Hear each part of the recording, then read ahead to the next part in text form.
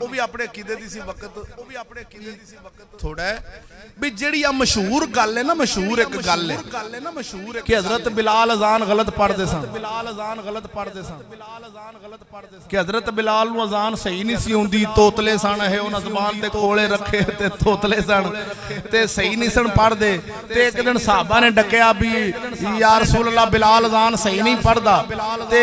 आपने फरमाया फिर इहनूं डक दिओ ना पढ़े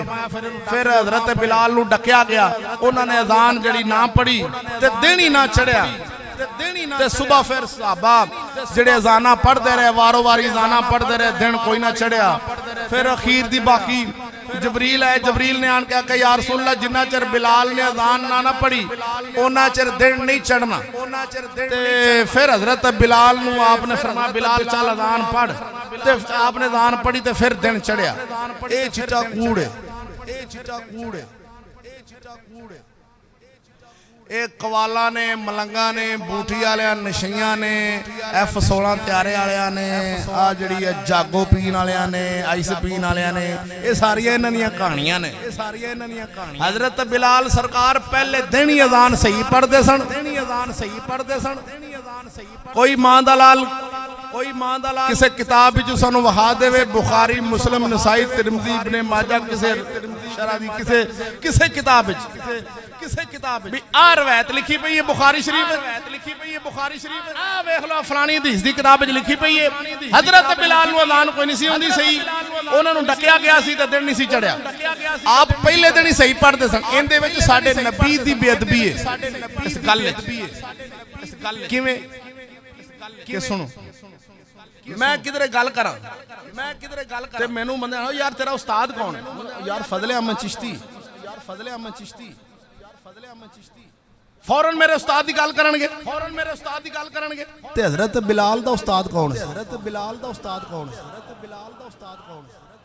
कमलिया जे सरकार सिखान ते उन्हां गलत सिखा देनी सी सरकार दे सामने पढ़दे पे ने ते आपने नहीं रोकिया जे गलत हुंदी ते सरकार नहीं रोक देनी सी पहले दिन ही रोक देनी सी बोलियो ये कहानियां अज बनियां ने जिन्ना हथ जो पाए होंदे ना कड़े जे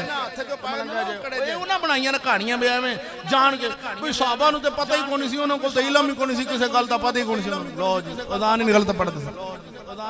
बेलिया नहीं ऐसी कोई गल नहीं कहानी है सारी झूठ दी कहानी ना आप अजान तो रोकया गया सी ना आप दी अजान बंद होने की वजह तो रात लम्मी हुई सी रात पता नहीं कि इन्हां दी केड़ी रात लम्मी हुई सानू नहीं पता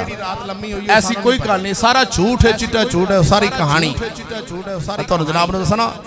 और तुसी बांह खड़ी करके किसी मौलवी अगे 10 गल कर लिया जे मौलवी सानू किसी हदीस दी किताब विच रवायत वहा देवे 5 लाख रुपया उन्होंने इनाम देंगे कोई मौलवी भाभी होवे शिया तो खैर मौलवी नहीं दूसरा जड़ा बरेलवी शलेवी कोई भी जड़ा ये दस देवे भी हजरत बिलाल नूं अज़ान नहीं सी सही हुंदी ते उन्हां नूं डकिया गया नकद 5 लाख लै जावे